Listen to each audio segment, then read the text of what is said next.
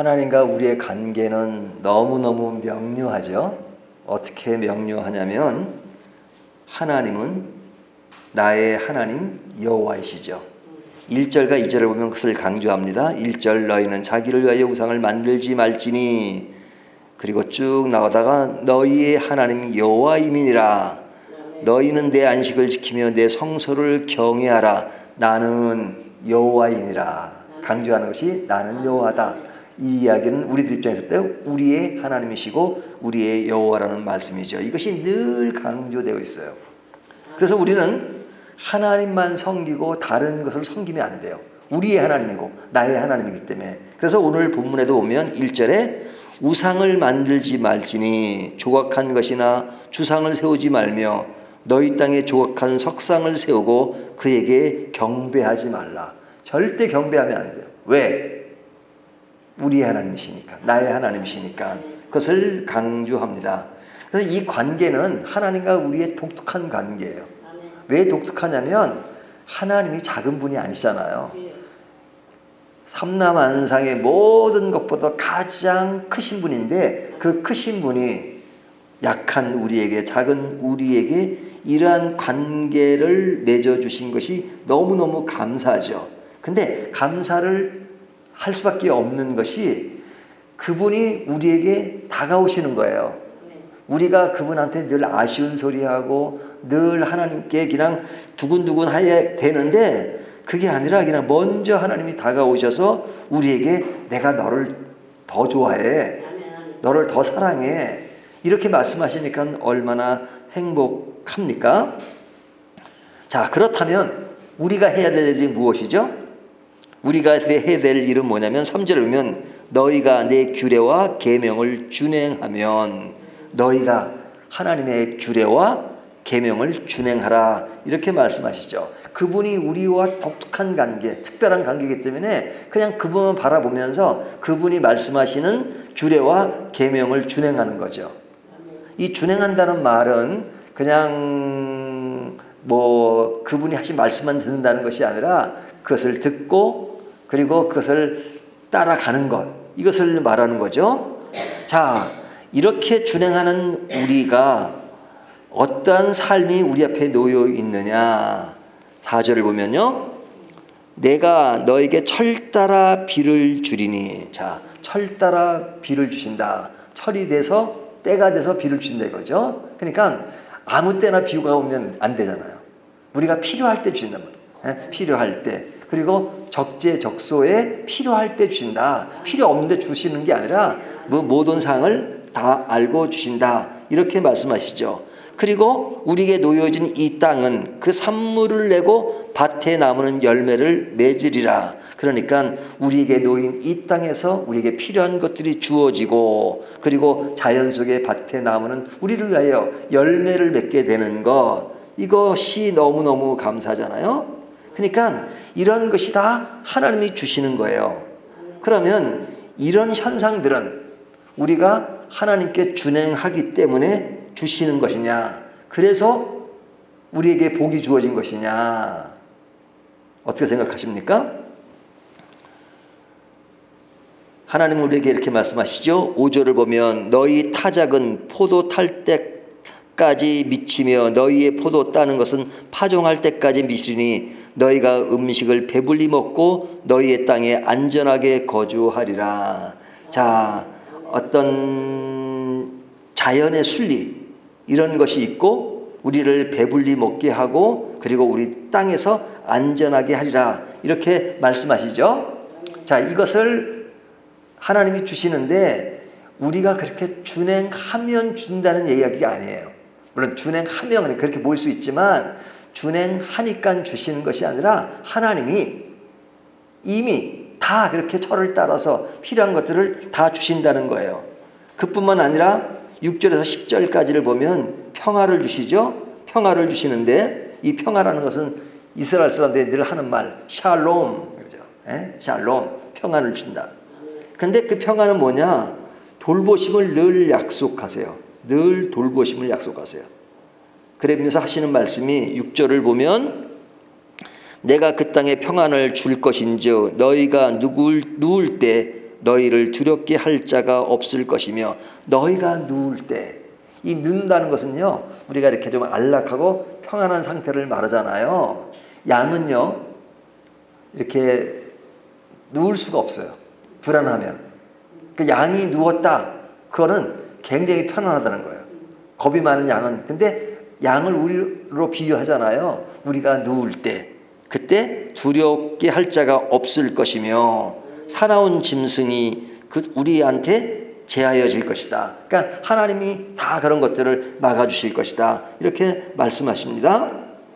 뿐만 아니라 이렇게 하나님이 알아서 다 하니까 우리는 그냥 로봇처럼 가만히 있으면 되느냐? 그게 아니고 우리가 하나님의 은혜를 입은 사람으로서 그냥 앞에 놓인 상황들을 잘 처리할 수 있도록 7절을 보면 너희의 원수들을 쫓으리니 누가 쫓는 거예요? 우리가 쫓는 거죠. 우리가. 그러니까 하나님이 다 하시는데 여기 보면 너희의 원수들을 쫓으니 그들이 너희 앞에서 칼에 엎드려질 것이라. 너희가 그런 칼을 쥐고 가게끔 하겠다 하는 이야기는 우리가 능동적으로 하게 하시는 겁니다. 그러니까 하나님이 우리에게 복을 주시고 모든 것을 다 이루시지만 그러나 그것은 너희가 가만히 앉아있으라고 하시는 말씀이 아니라 너희는 움직여라 이거죠. 준행하라. 왜? 그 준행할 수 있는 여건과 환경을 만들어 주시겠다는 거죠.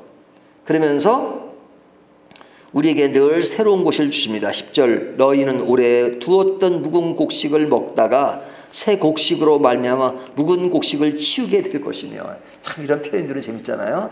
새로운 곡식이 나오면 그 옛날 거 집어치우고 새로운 곡식으로 먹어라. 늘 너에게 새로운 것을 주시겠다 이렇게 말씀하십니다. 그러니까 하나님은 늘 우리에게 새 것을 주시기를 원해요.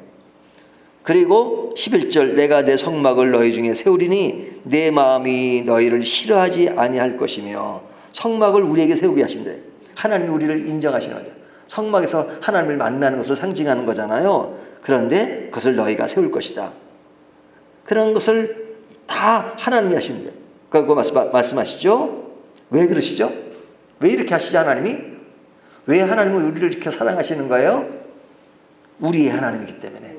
예? 하나님은 우리의 하나님이고 우리는 하나님의 백성이고 12절이 그걸 강조하잖아요. 나는 너희 중에 행하여 너희의 하나님이 되고 너희는 내 백성이 될 것이니라. 이것이 얼마나 우리에게 귀한 말씀이에요. 예전에도 강조했지만 하나님은 우리와 하나님의 관계를 주인과 종으로 표현하고 더 가까이는 신랑과 신부로 표현하고 그 다음에 내가 내 안에 그것을 강조했다 그러잖아요. 그 표현이 이거죠. 예? 나는 너희 중에 행하여 너희의 하나님이 되고 너희는 내 백성이 될 것이라. 이것을 강조합니다. 자, 그러면 이런 말씀이 굉장히 우리에게 희망적이잖아요. 자, 희망적인 이런 말씀이 다시 한번 생각을 해보면 이와 같은 복은 인간이 하나님께 달라고 하니까 주신 겁니까? 아니면 하나님이 먼저 주신 겁니까? 하나님이 먼저 주신 거예요. 그러니까 복을 달라고 하니까 주신 게 아니에요. 우리가 이제 부모가 학교에다 이제 등록금을 다 내놨어요. 예? 그리고 자녀에게 하는 말씀이 공부 열심히 하라.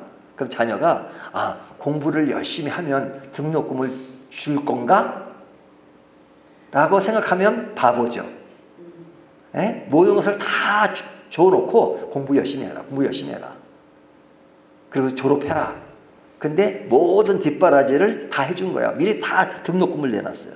그런데 공부를 열심히 해야 등록금을 줄 수 있는데 받을 수 있는데 그렇게 생각하면 얼마나 넌센스예요.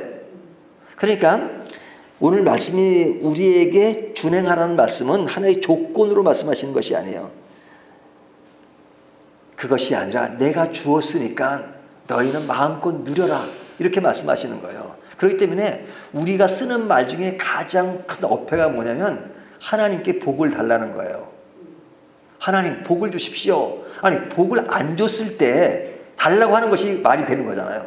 복을 안 줬을 때 복 안 주셨으니까 복 좀 주세요. 하나님은 왜 그냥 가만히 계신 거예요? 하나님은 또 졸라대야지만 주시는 하나님이라고 생각하고 그냥 복은 안 주셨는데 주기 싫어하시는데 복 좀 주세요. 그건 넌센스라 이거죠. 하나님은 말씀하시기를 야 이놈아 복은 무슨 복을 내가 다 이미 다 줬는데 줬으니까 그 복을 누려. 오늘 제목이 뭐냐면 복은 누리는 것이라는 것이.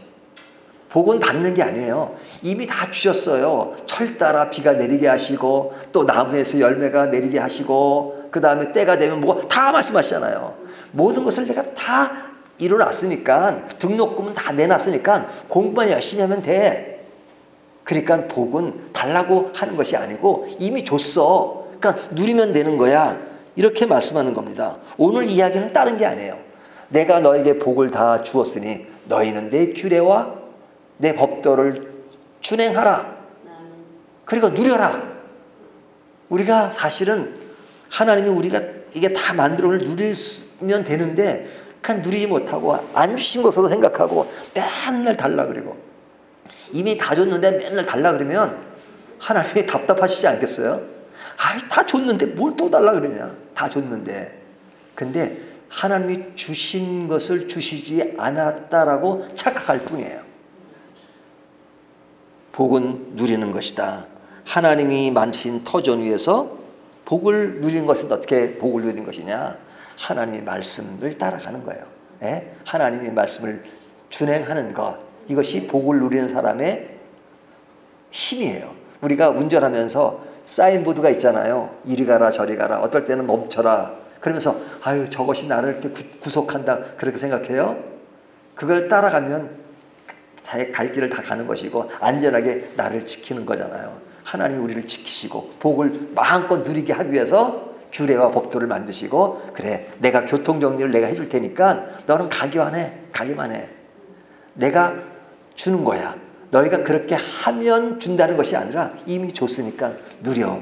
그렇게 말씀하시는 겁니다. 그리고 안전장치로 규례와 법도를 지키라고 말씀하십니다. 다시 한번 강조합니다. 복은 달라고 할 것이 아니고 복은 이미 주셨으니까 누리라는 것.